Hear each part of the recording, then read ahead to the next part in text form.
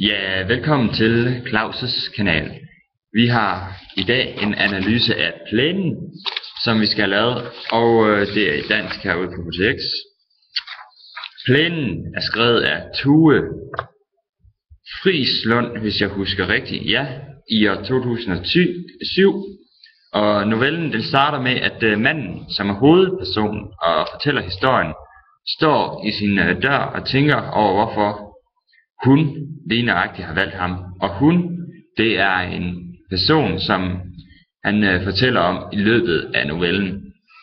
Men først og fremmest så kommer han med en længere forklaring på, hvorfor han ikke kan forstå det.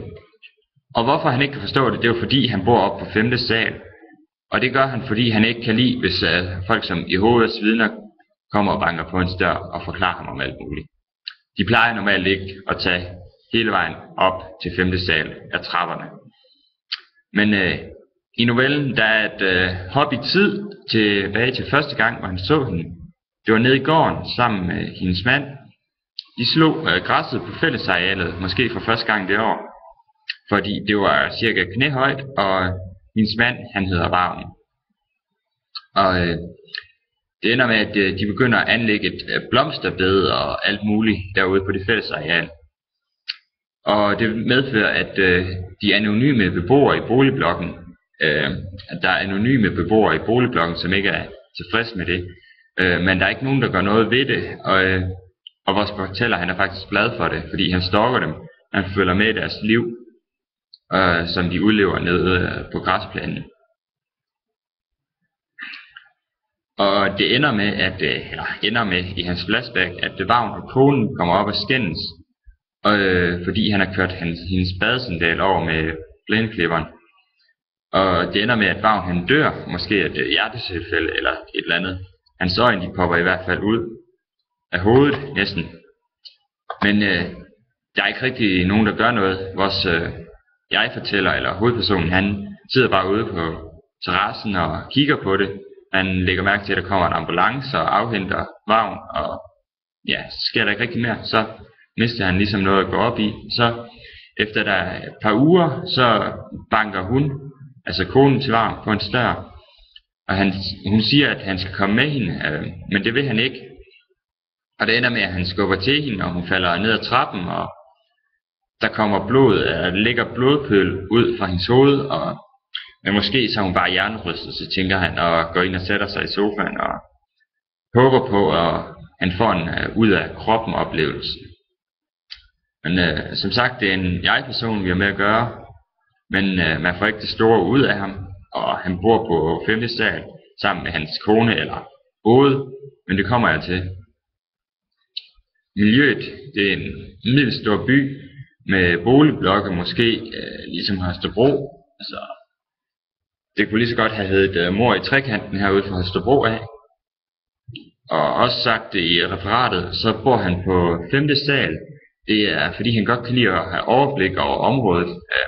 Han kan stå ude på sin antal og overvåge, mens han lader som om, at han var der blomster. Altså kan han vide noget og snage, men han holder sig gerne uden for rækkevidde. Ja.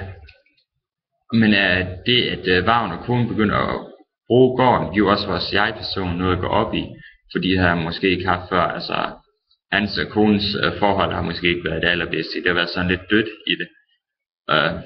Han skriver, der bliver for eksempel skrevet, jeg er nødt at betragte dem fra antalen på 5. sal, og når det var dårligt vejr, forskansede vi os i vores stuer.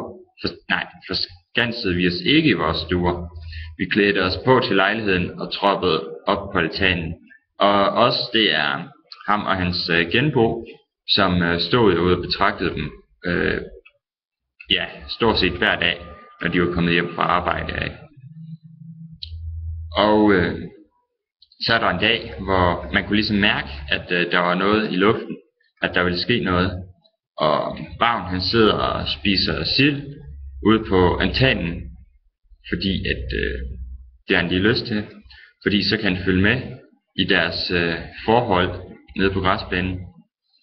Men i det han rækker ud efter en ny sildemad, så får han fat i en grå seddel, hvorpå konen har skrevet nogle grunde til, at hun har forladt ham, altså om deres forhold, og det rører ham faktisk ikke.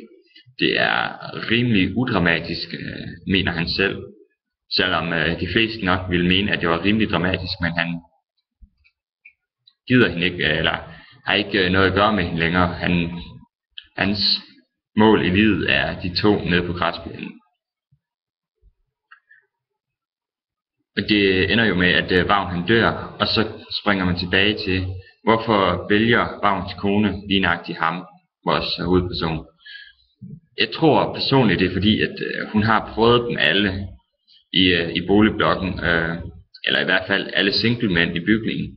Og han er den sidste, som hun når op til. Og det ender fatalt, fordi han ikke vil med hende. Men han skriver også, at hun minder om hans kone, og han kunne egentlig ikke, det bliver for kedeligt, og han ville ikke have hans kone længere.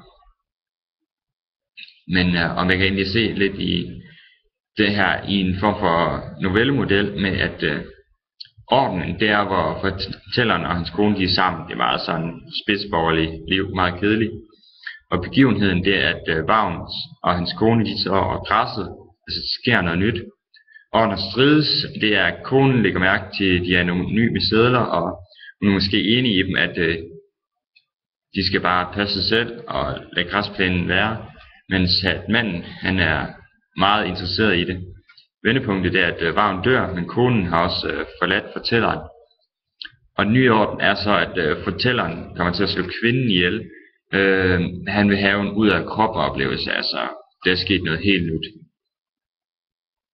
Og min fortolkning af det hele det er, at vi kan godt lide at se ting, men græsplænen det er lidt som et fjernsyn, lidt ligesom Paradise Hotel. Altså vi kan godt lide at følge med i det og vide hvad der sker. For viden det er nogle gange magt, men når det kommer for tæt på, så kan man ikke overskue det, ligesom det sker for fortælleren. Så ender det med, at han bare skubber det hele væk, og bare vil væk fra alting. Og det var så, hvad jeg havde i dag.